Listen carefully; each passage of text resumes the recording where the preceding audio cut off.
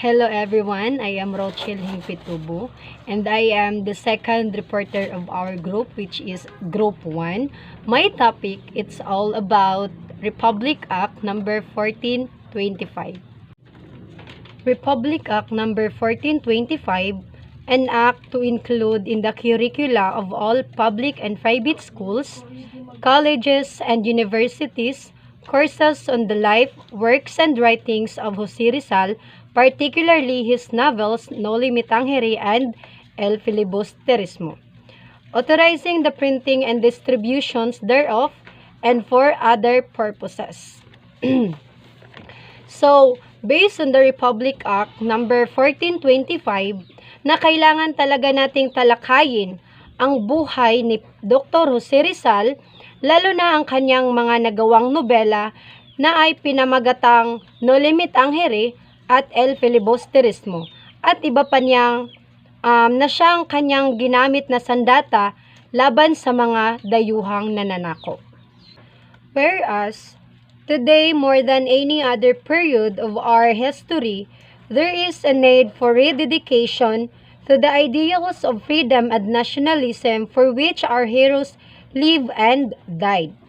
Whereas, it is that in honoring them, particularly the national hero and patriot Jose Rizal, we remember with special fondness and devotions their lives and works that have shaped the national character.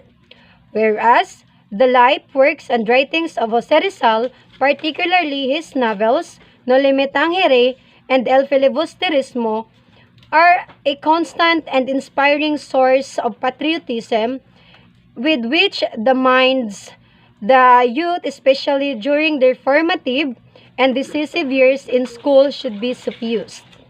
Whereas, all educational institutions are under the supervisions of and subject to regulation by the state, and all schools are enjoined to develop moral character, personal discipline, civic conscience, and to teach the duties of citizenships. Sa panahon ngayon, kailangan talagang i-re-educate o muling ituro sa mga kabataan ang buhay at ang kabayanihang nagawa ni Dr. Jose Rizal. Lalong-lalo na ang kanyang mga ginawang nobela na pinamagatang Noli Me Tangere at El Filibusterismo.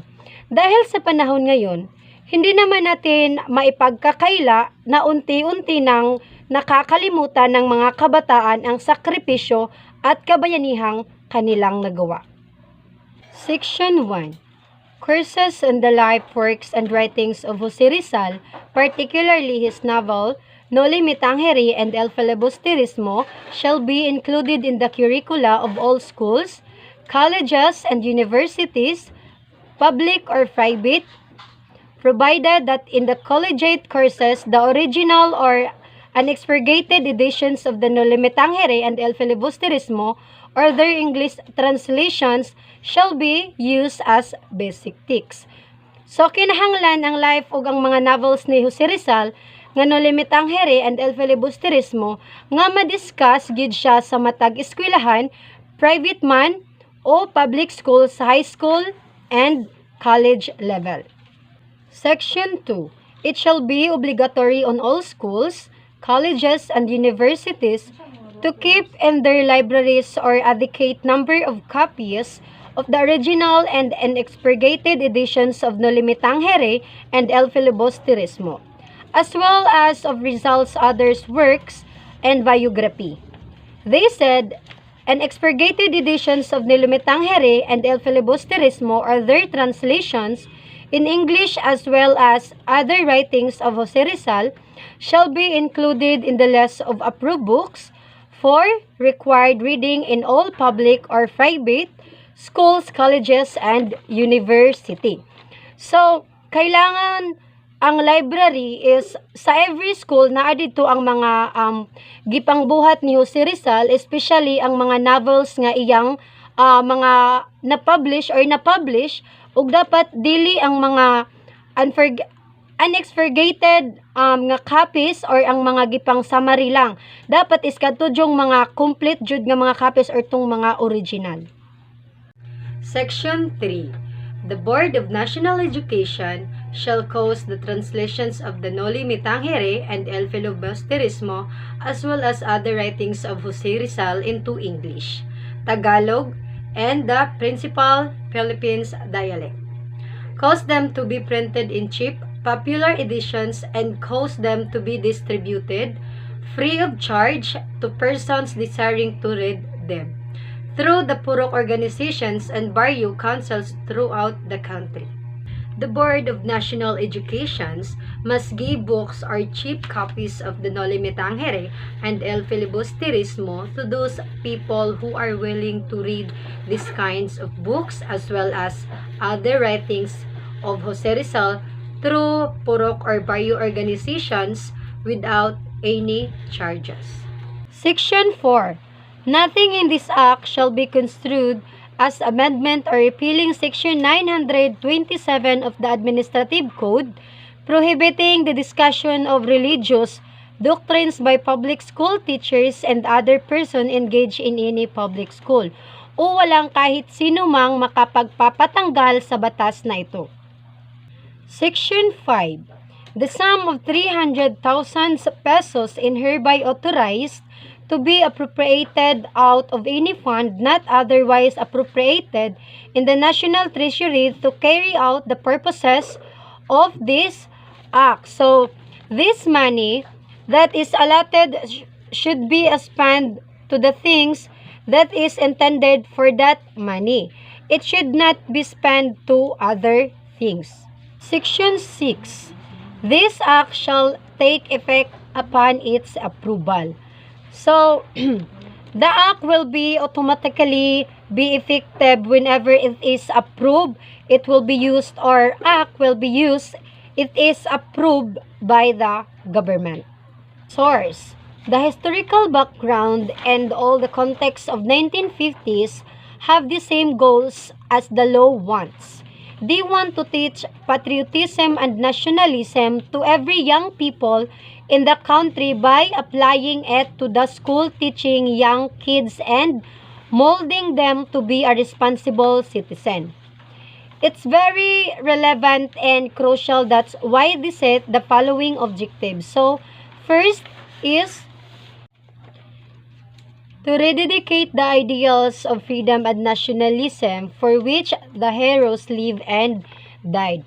So, dapat nating paulit-ulit na ipaalala sa ating mga kabataan kung ano ang kalayaan at kung paano naging isang makabayan. And the second one, to honor particularly the national hero and patriot Jose Rizal, who devoted his life and works that have shaped the national character. So, we have to give respect and be humble to our very own hero Jose Rizal, for he has shaped us into a better Filipino. He shaped us to be a responsible citizen that we are today. And the third one, to be a constant and inspiring source of patriotism which the minds of the youth, especially during their formative and decisive year in school, should be suffused. So, they have to be a role in the life of the youth on how to show patriotism. The teachers in schools and other organizations can also teach us. To achieve those objectives that the law sets, they also suggested ways to take educational institution how to implement this and shape the young people. So first is courses on the life, works, and writings of Jose Rizal, particularly his novels Noli Me Tangere and El Filibusterismo, shall be included in the curricula of all schools, colleges, and universities, public or private. So, books of Rizal, specifically Noli Me Tangere and El Filibusterismo, should be included in the curricula, as I always say earlier.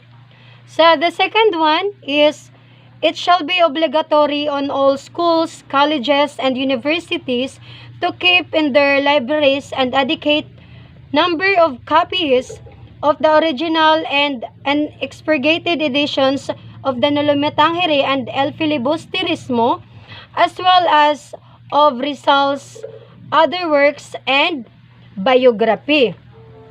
So, dapat ang mga libro o kung anuman na it's linked to be books of Rizal, dapat ay nakadisplay sa library at sa saktong bilang kung gaano ito karami.